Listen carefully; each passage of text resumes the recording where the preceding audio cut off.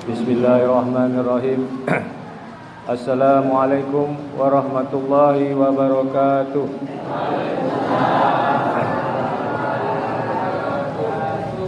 Innal hamdalillah nahmaduhu wa nasta'inuhu wa nastaghfiruh wa na'udzu billahi min shururi anfusina wa min sayyiati a'malina. May yahdihillahu fala mudilla lahu wa may yudlil fala hadiya lahu. Asyhadu an la ilaha illallah wahdahu la syarika lah wa asyhadu anna Muhammadan abduhu wa rasuluh la nabiyya ba'dah. Faqala Allah ta'ala fil Qur'anil Karim, a'udzu billahi minasyaitonir rajim. Bismillahirrahmanirrahim. Ya ayyuhallazina amanu taqullaha haqqa tuqatih wa la tamutunna illa wa antum muslimun. Hai orang-orang yang beriman, bertakwalah kepada Allah dengan sebenar-benarnya takwa, dan janganlah kalian mati kecuali dalam keadaan beragama Islam. Puji syukur kita panjatkan kehadiran Allah Subhanahu wa taala. Allah yang telah memberi kita nikmat Islam, nikmat iman, nikmat kesehatan dan nikmat kesempatan, sehingga pada hari ini kita dapat menjalankan ibadah puasa pada siang hari, dan pada malam harinya kita dapat menjalankan ibadah solat tarawih berjamaah. Rasulullah sallallahu alaihi wasallam bersabda, "Man shoma Ramadhana imanan wa ihtisaban ghufira lahu ma taqaddama min dzambi." Barang siapa yang berpuasa di bulan Ramadan dengan dasar iman dan hanya mengharapkan pahala dari Allah Subhanahu wa taala, maka diampunilah dosa-dosanya yang telah lalu. Tetapi dosa-dosa yang diampuni oleh Allah adalah dosa-dosa kecil, sedangkan dosa-dosa besar itu akan diampuni oleh Allah apabila kita bertobat kepada Allah dengan taubatan nasuha. Salam dan salawat kepada baginda Rasulullah sallallahu alaihi wasallam. Allahumma sholli ala Muhammad wa ala ali Muhammad. Assalamu alayka ya Rasulullah. Dan semoga kita senantiasa istiqomah dalam menjalankan sunnah-sunnah baginda Rasulullah sallallahu alaihi wasallam. Rasulullah sallallahu alaihi wasallam bersabda, "Man ahya sunnati faqad ahabbani wa man ahabbani kana ma'iya fil jannah." Barang siapa yang menghidupkan sunnahku, maka aku akan mencintainya, dan jika dia mencintaiku, maka dia akan bersamaku di surganya Allah. Dan semoga kelak kita mendapatkan syafaat bagi Rasulullah di yaumil mahsyar kelak. Amin amin ya rabbal alamin. Bapak dan Ibu yang dirahmati Allah Subhanahu wa taala. Alhamdulillah, pada malam hari ini kita sudah memasuki malam ke-24 bulan Ramadan. Dan tak terasa sebentar lagi Ramadan akan berakhir. 6 hari lagi Ramadan akan meninggalkan kita. Maka di detik-detik terakhir ini, hendaknya marilah kita meningkatkan amal ibadah kita, memperbanyak amal ibadah kita di hari-hari terakhir bulan Ramadan, sebagaimana yang dilakukan oleh baginda Rasulullah SAW. Bahwasanya Rasulullah SAW melakukan memperbanyak ibadah di akhir-akhir bulan Ramadan. Di 10 hari bulan terakhir, di antara yang dilakukan Rasulullah adalah itikaf untuk meraih malam Lailatul Qadar. Bapak dan Ibu yang dirahmati Allah Subhanahu wa taala. Judul ceramah kita pada malam hari ini yang telah ditetapkan oleh MDI Kota Pekanbaru adalah memuliakan tetangga. Allah Subhanahu wa taala berfirman di dalam surah An-Nisa, bahwasanya sembahlah Tuhanmu dan janganlah kalian mempersekutukan Allah dengan sesuatu lainnya, dan berbuat baiklah kepada kedua orang tua, kepada kaum kerabat, kepada anak yatim, kepada orang-orang miskin, kepada tetangga yang dekat dan tetangga yang jauh. Sesungguhnya Allah tidak menyukai orang-orang yang sombong dan lagi berbangga diri.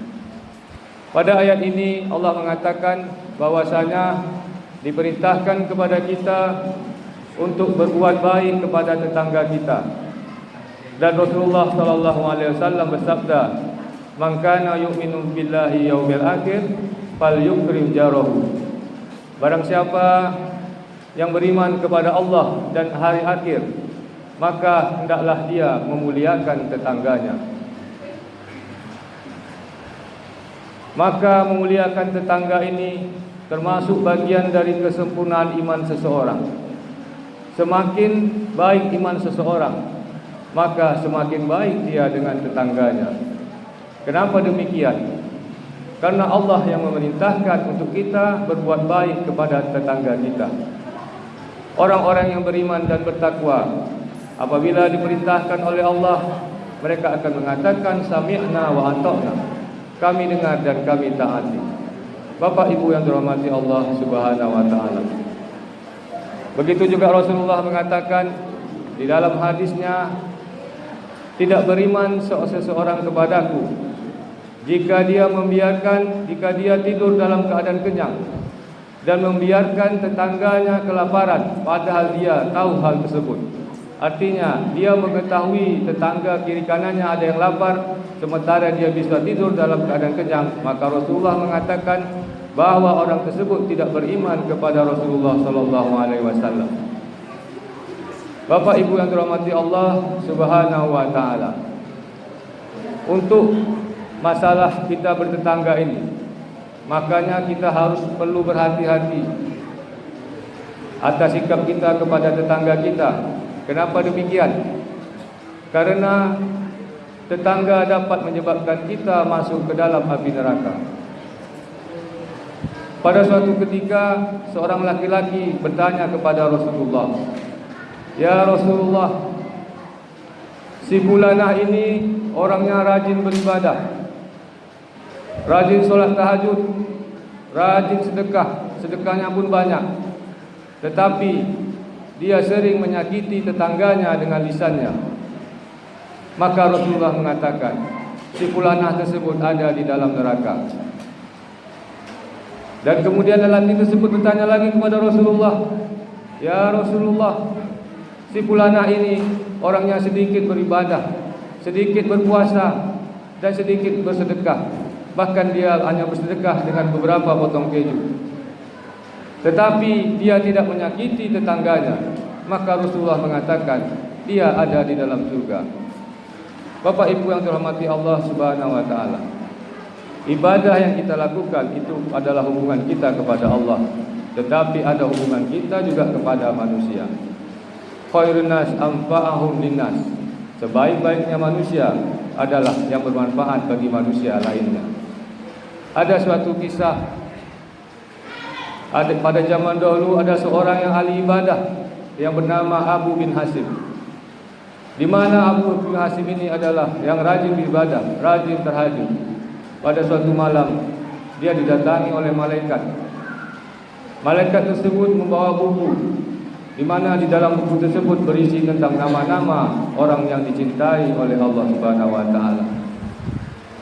Lantas Abu bin Hasim bertanya kepada malaikat tersebut, "Apakah nama aku ada di sana?"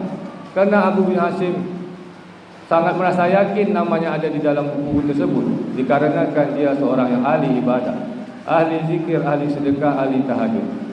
Tetapi ketika dilihat tidak ada nama Abu bin Hasim, maka Abu bin Hasim bertanya kepada malaikat tersebut, "Ya malaikat, kenapa nama saya tidak ada di dalam buku tersebut?" Lantas malaikat tersebut mengatakan, "Aku tahu engkau rajin tahajud, engkau rajin ibadah. Tetapi ketika aku ingin menulis namamu di dalam buku tersebut, Allah melarangku." Kenapa demikian? Karena engkau tidak mempedulikan tetanggamu. Engkau tidak pernah menengok tetanggamu yang sakit. Engkau tidak pernah mendoakan tetanggamu. Engkau membiarkan tetanggamu kelaparan.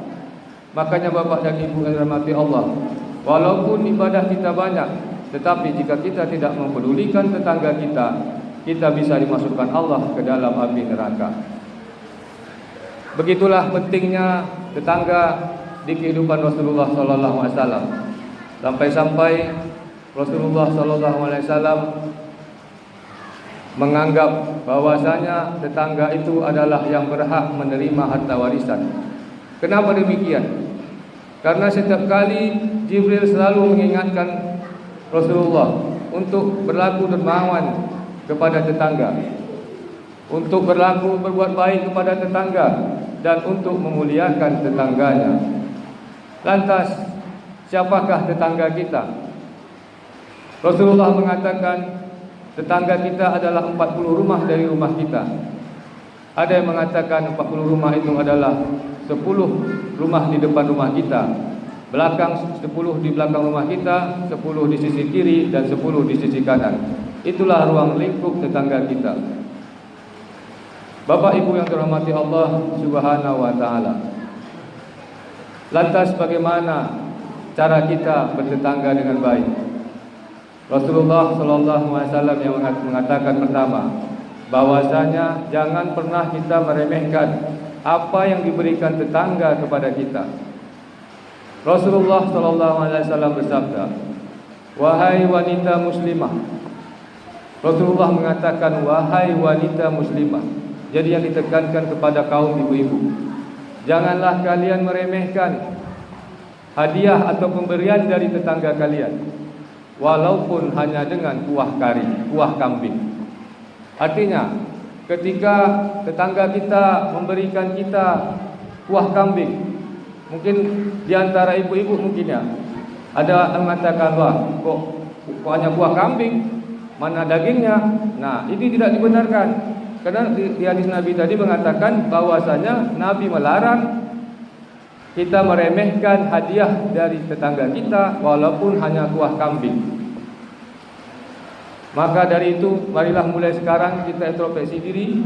Apabila ada saudara kita memberi kita walaupun hanya kuah kambing, artinya kita harus husnuzon, jangan suudzon, karena dia berusaha untuk menghormati kita, untuk menghargai kita. Yang kedua, bagaimana cara kita bertetangga? Yang kedua, kita harus menghormati dan berbuat baik kepada tetangga kita. Nah, yang ketiga, bahwasanya kita harus memberikan akses kepada tetangga kita. Rasulullah SAW bersabda, janganlah kalian melarang apabila ada tetangga kalian ingin menumpang kayu di tembok rumah kalian. Artinya, kalau rumah kita agak berdempetan, ada tetangga kita mau masang bata atau mau masang kayu menyambung ke tembok rumah kita dilarang, katakan Rasulullah, janganlah kita melarang. Ini adalah hadis dari Rasulullah. Karena ini termasuk bagian dari kita memuliakan tetangga. Yang keempat, bagaimana cara kita bertetangga? Bahwasanya kita dilarang untuk mengganggu tetangga kita. Barang siapa yang beriman kepada Allah dan hari akhir, maka janganlah dia mengganggu tetangganya. Baik mengganggu tetangga dengan ucapan, apalagi mengganggu tetangga dengan perbuatan. Dan ketika kita mengganggu tetangga kita, ini dosanya 10 kali lebih lipat, 10 kali lipat dari dosa biasanya. Rasulullah mengatakan di dalam hadisnya, apabila seseorang mencuri di 10 rumah, itu lebih baik dibandingkan dia mencuri di satu rumah, di rumah tetangganya. Begitulah Rasulullah SAW sangat menghargai kehidupan bertetangga. Yang kelima, yang terakhir, bahwasanya Rasulullah SAW mengatakan kita harus bersabar apabila kita disakiti oleh tetangga kita. Karena di dalam hadis Rasulullah mengatakan ada 3 orang yang dicintai oleh Allah.